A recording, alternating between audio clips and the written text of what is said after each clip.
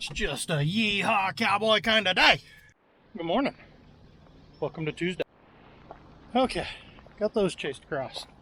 6 loads today, 360 head. First up, Hector. Looks like second truck's about here. Smile, goddammit.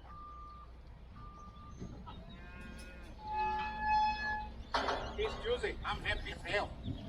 You can hear you yelling at me in a video the other day. Somebody goes, "Did he just call you Ponson? You know what that means?" I go, "You not hear me?" Yes. It's not a mystery what we're yelling at each other. We're going to these cowboys brand new today. Look at you. He's on the wrong side.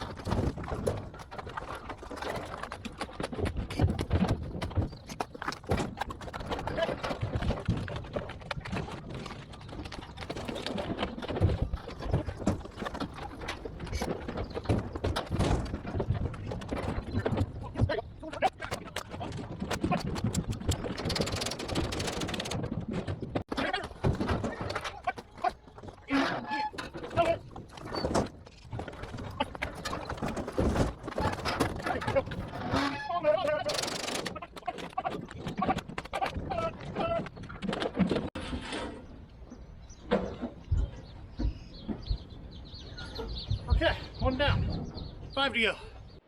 Okay, first 2 loads are away. Justin is at the other yard. He said he could handle those 4, told us to stay the hell away from him. I think the guys on foot tend to get in a good cowboy's way. He knows what he's doing. He likes to load them. Okay, you have at it. We'll stay the hell away. So what I am going to do is I'm going to chase the first 2 trucks over, give the guy weighing them the contracts, see what the first couple loads weigh, so we kind of got an idea of what's going on today. Cameron showed up, helped me with the second load there. Told him, you go get changing the oil on the 360, get that ripper hooked up, and let's go get that field finished. Where we were ripping the other day with the fent, we didn't get done because the fent ran out of def, was the main reason. Then it really started to drizzle. We didn't want to get that tractor all muddy, so we just called it quits. So I told him, go get that done. Maybe by the time you do that, I will have the cold packer and have this field done right here so he can switch over to the finisher. We got to get a couple fields ready. We're hoping to plant some corn tomorrow. Ready, break. Finally got all 6 loaded. They were a little heavy. We knew they were going to be heavy, but I don't know if they knew they were going to be that heavy. Anywho, now to go play the shuffle game, moving a bunch around all the empty pins now. Because remember, we use the pins there by our shop as our main receiving yard, because that's where we've got the best facilities for processing and doctoring. Then after they've been here for a while, they're on feed, they're doing good. Justin will go through and sort them by size, get them in semi-groups, and then we'll move them to the other sets of pins. And then that's where they wind up getting shipped out of. So, he sorted yesterday. I was told we got like 300 head to move. So we'll have lots of room for new cattle. Okay, I just seen Cameron go by with the 360. Heading to go rip. Just help Hector get a load of cattle to move. Now we'll start getting this ready. So the plan is, Cameron is going to go finish ripping to get that field done. And then he's going to switch that tractor over to the finisher. And he'll come finish the field. I'm going to Colts Pack right now. Cool, no bird's nest. All right, we're on a roll. That's like 2 days in a row. So he'll come finish the field. We're going to Colts Pack now.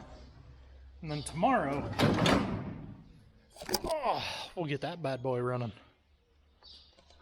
So the plan right now is to get that all adjusted, ready to roll, get our first 30 acres in the ground if possible.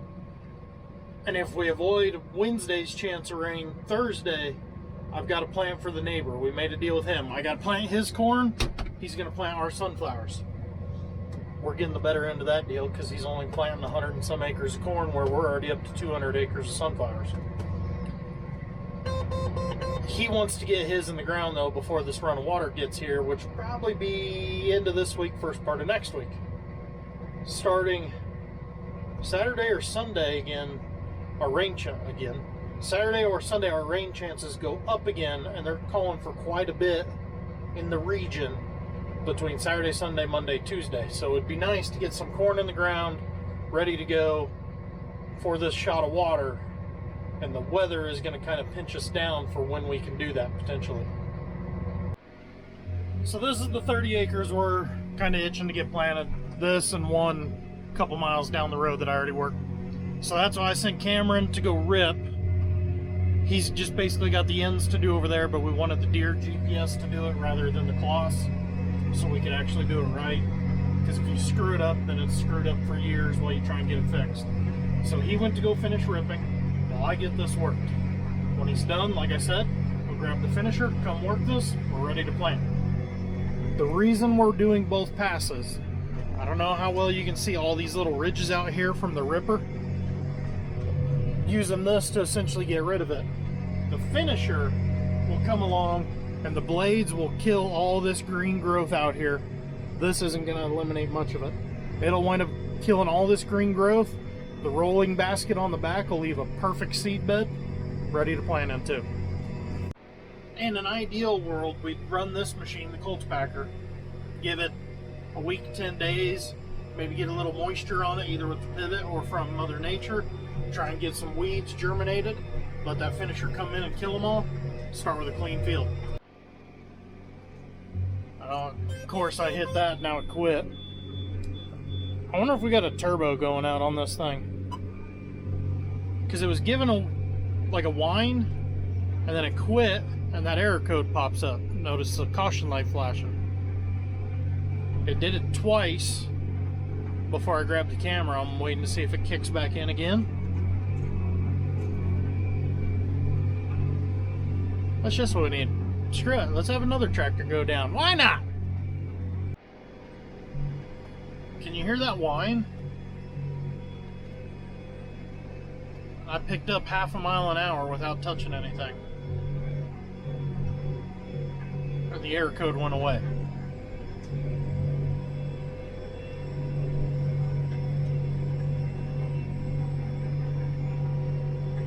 So that whine is definitely the turbo. Question is, do we have a problem? In not at all surprising news, Cameron just called. Got a stop code on the 360 saying low coolant pressure. Gets out. Everything's fine. He's waiting for the computer to reset. Gets back out again. It is raining coolant out of it.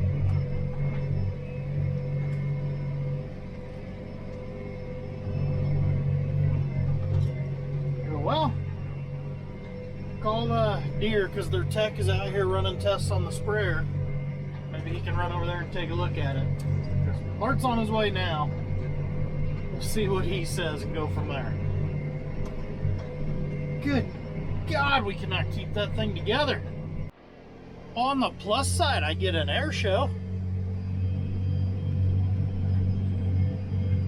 Spraying bugs in the hay. We got lots and lots of bugs. Trying to kill our first cutting. So, hit them now. Maybe we'll get enough residual to only spray once.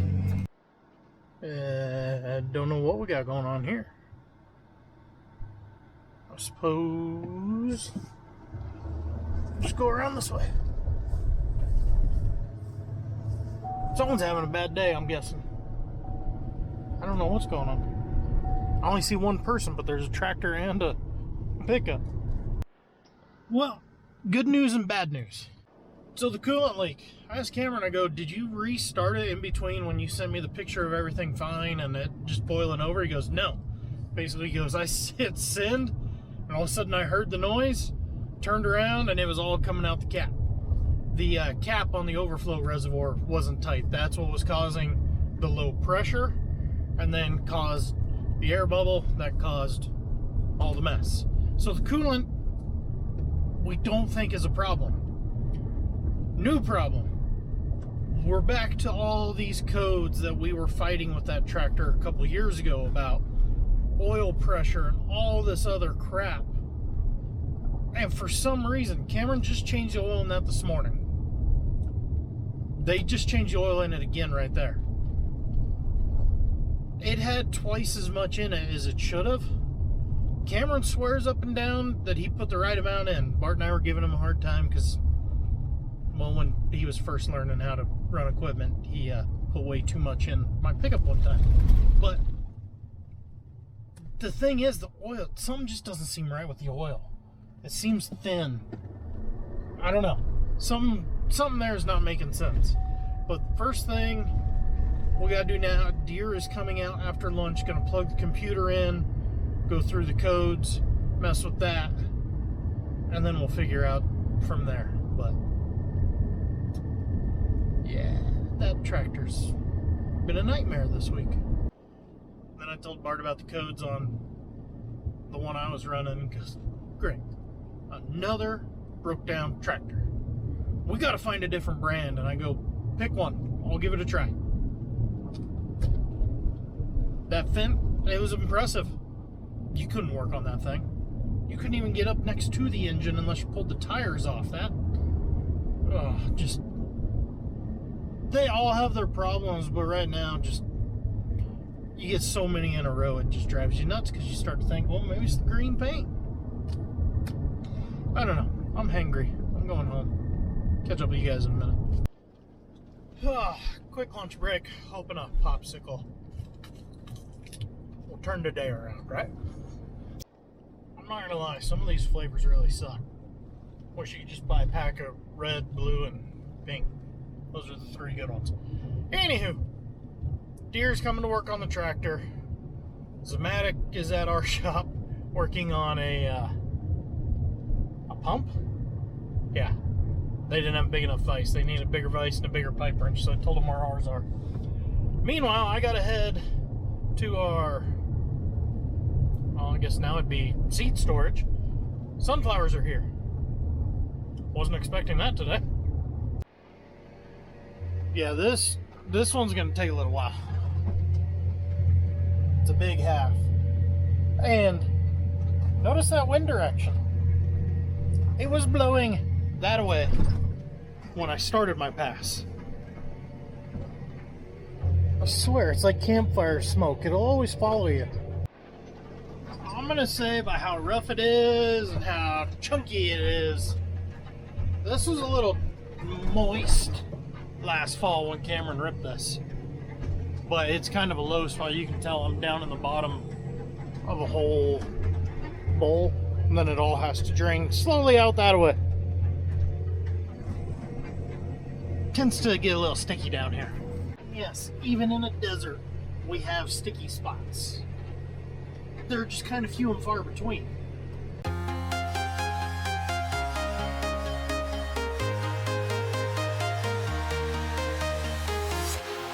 Walking alone, the streets are empty.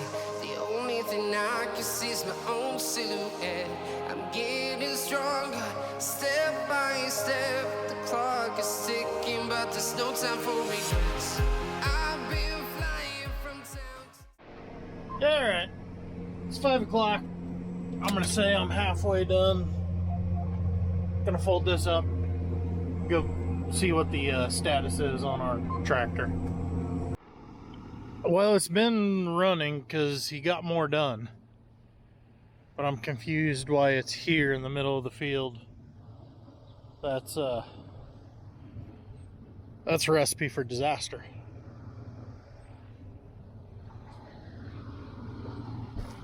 Huh. Might have to make a phone call on this to figure out what the hell's going on. Okay. They kind of sort of got it going. So we're fighting error codes that we fought years ago. And it's a broken wire somewhere in a harness like that. I don't know what they decided on that. I got to talk to Bart on that. But they kind of got it kind of limping along. They found a gasket that needs fixed. And that's why the tractor is where it is. I still don't understand why the tractor is where it is, but that's... You know what I know now. Which honestly is more confusing than it was earlier. Let's just go with this. I have no idea what is going on. Now, I'm just going to leave that open-ended, so that way that kind of covers everything. Alright, moving on. Well, the one thing that did seem to go right today, cattle, they're all getting settled in. I honestly don't have the slightest idea if these are the new cattle and they moved the cattle that were there over to here, or if these are the new cattle. But either way, they're all shuffled around. Don't mess with that guy. I'm moving on. You just look away. So, you know, one positive in a day of negative. I'll take that. Alright. I was told by the boss I gotta go by the house and send some emails for insurance crap on all of our sprinkler blow-ups last month. Earlier this month, whenever that was. Anywho, see you in the next one.